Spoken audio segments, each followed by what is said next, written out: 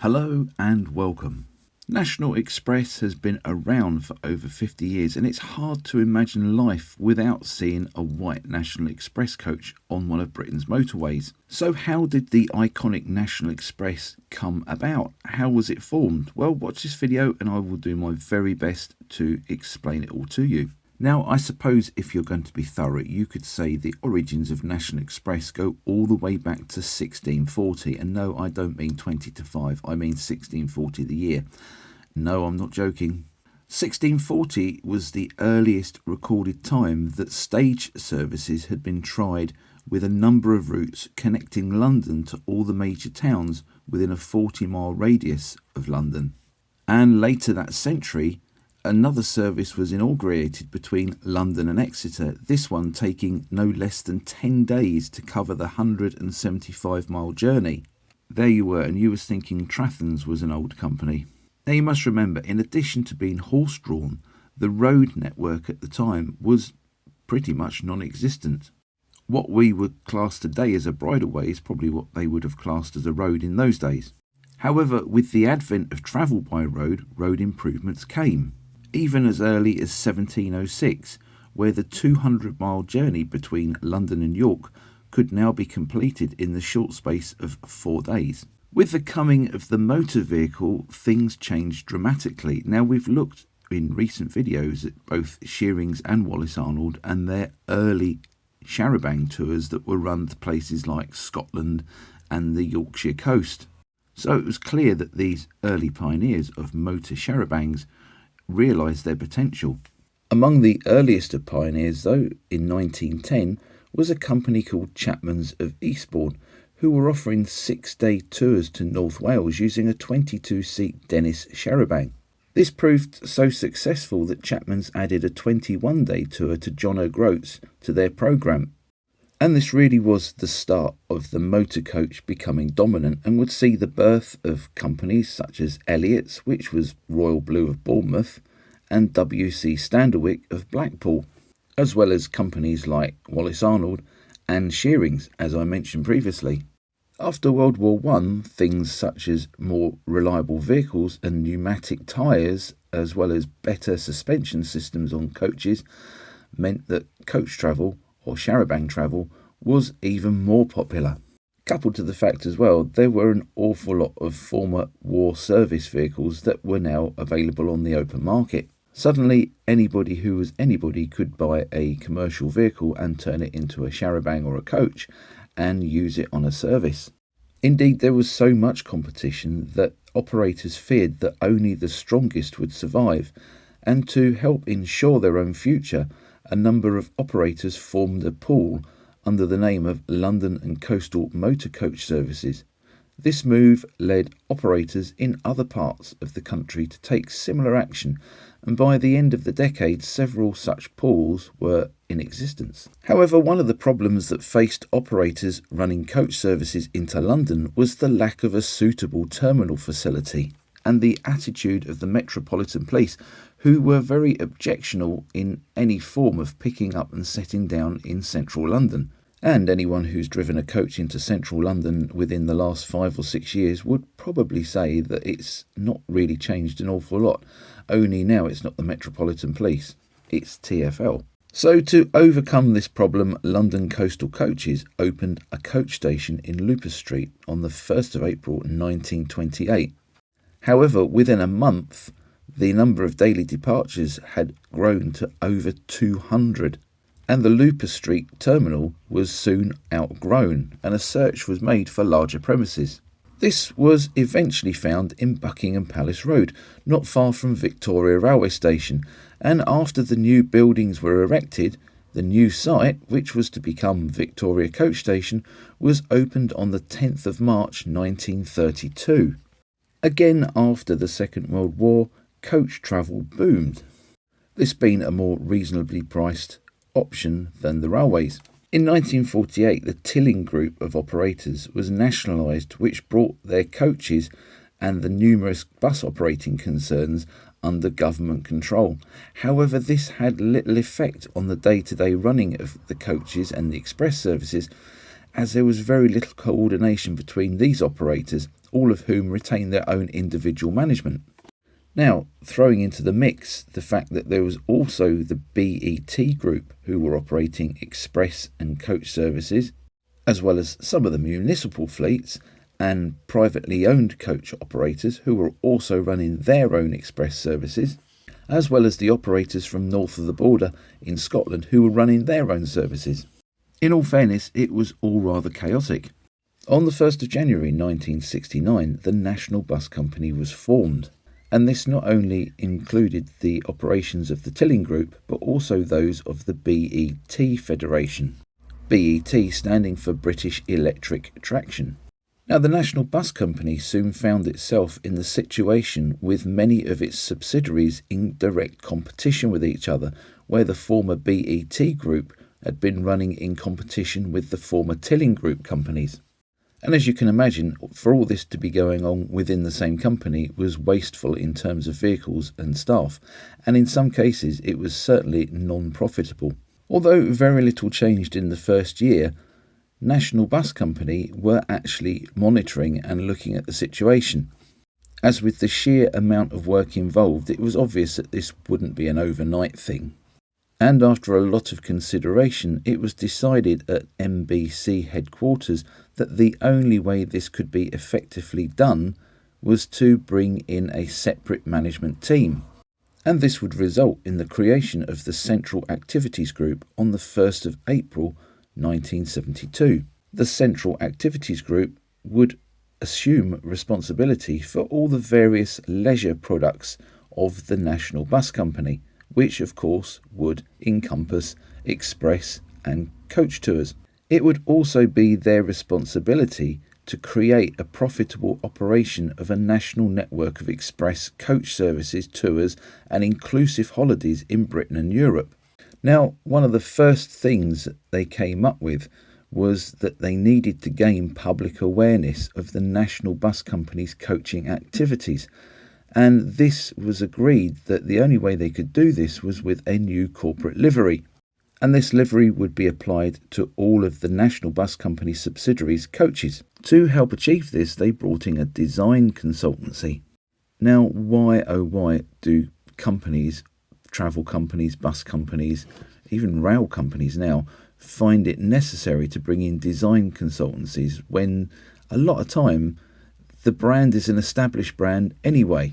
Years and years and years ago, my first management position was in a company called Eastern Ways of Ramsgate, and Eastern Ways was managed by Eric Easton, who was the likes of the character that you will never see in the bus industry anymore. He was a true character and an absolutely brilliant guy.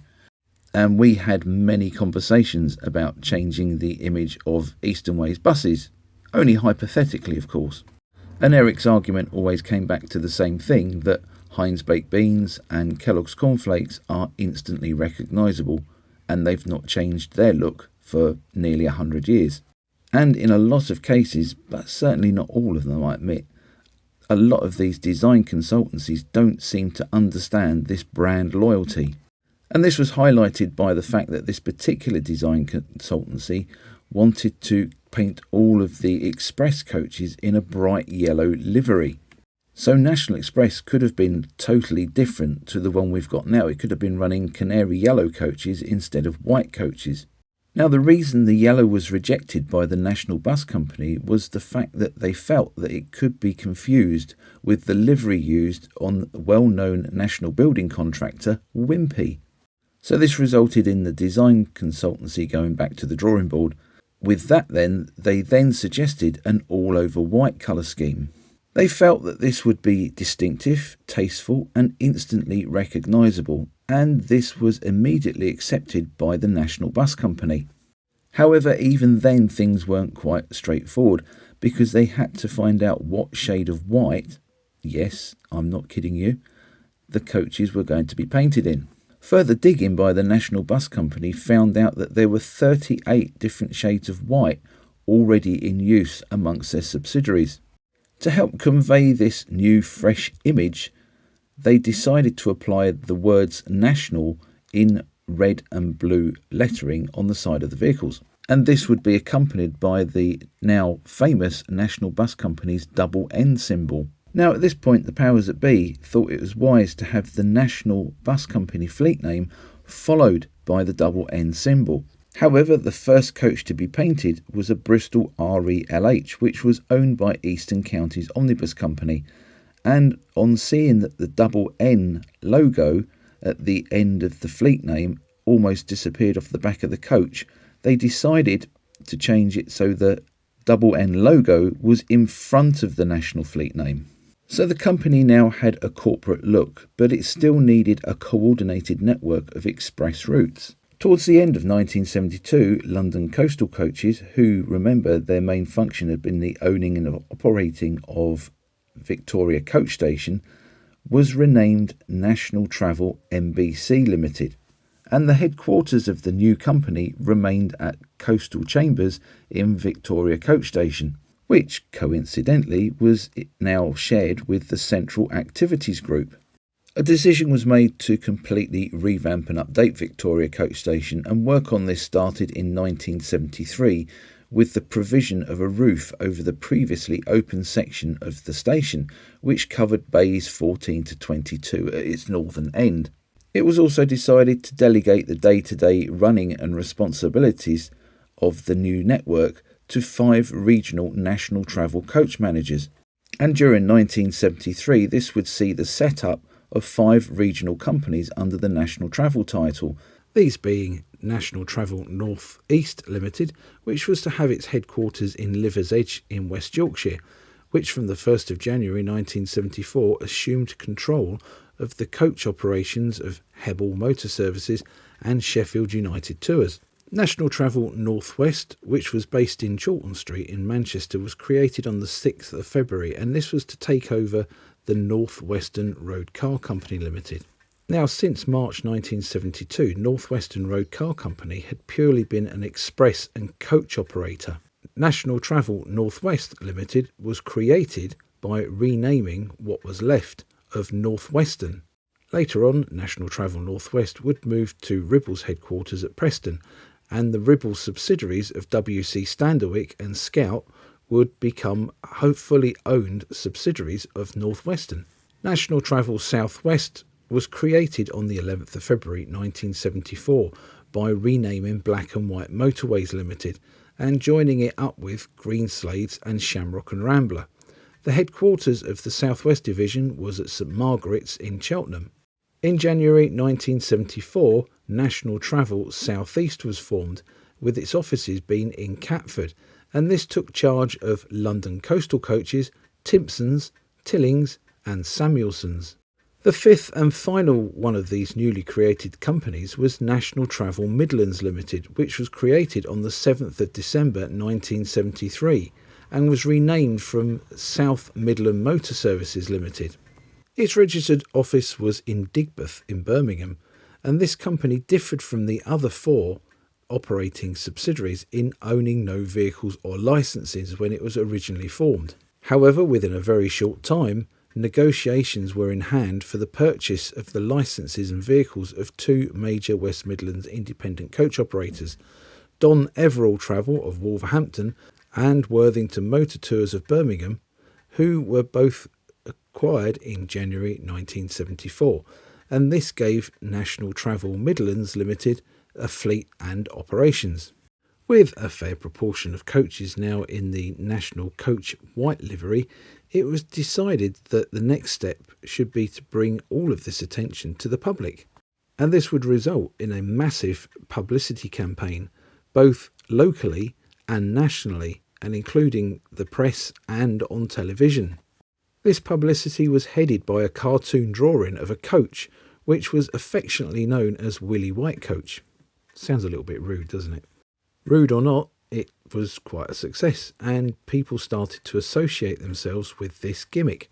In fact, this publicity created another problem, in the fact that business picked up so much that the telephone inquiries office at London Victoria Coach Station was overloaded and could barely struggle to cope with all the extra calls coming in.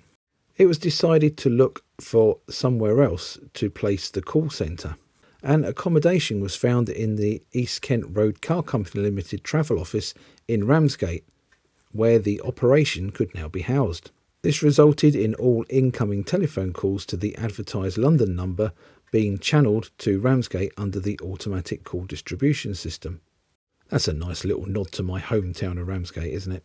Now, whilst all this was going on and during the formation of the national travel companies, the express services had continued in much the same way as they had done since the National Bus Company had taken control of all of the subsidiaries in 1969.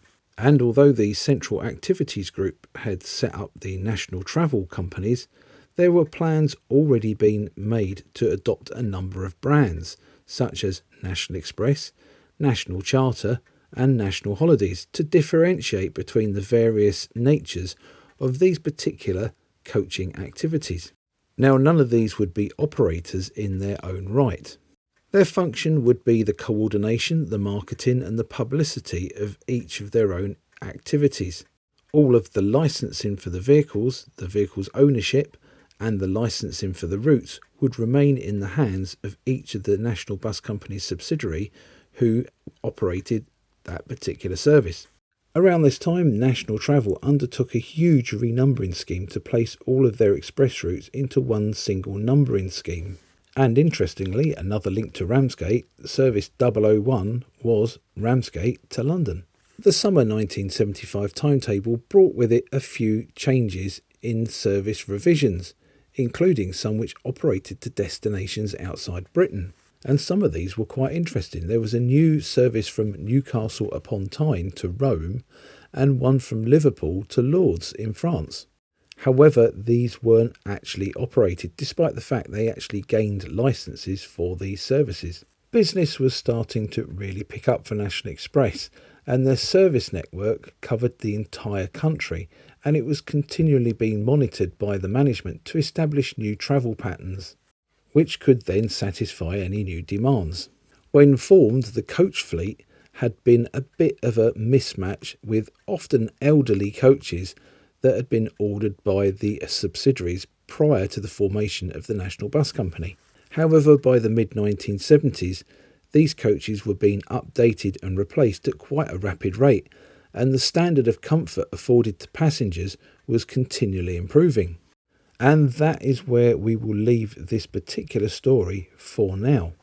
We will return to the story of National Express in a future episode, and in that future episode we will look at the late 1970s and the introduction of the rapide services, as well as how the deregulation of the coach services affected National Express. So make sure that you subscribe and hit the notification bell so that you don't miss that future release. Thank you so very much for watching. I hope you've enjoyed this part 1 of the National Express coach story.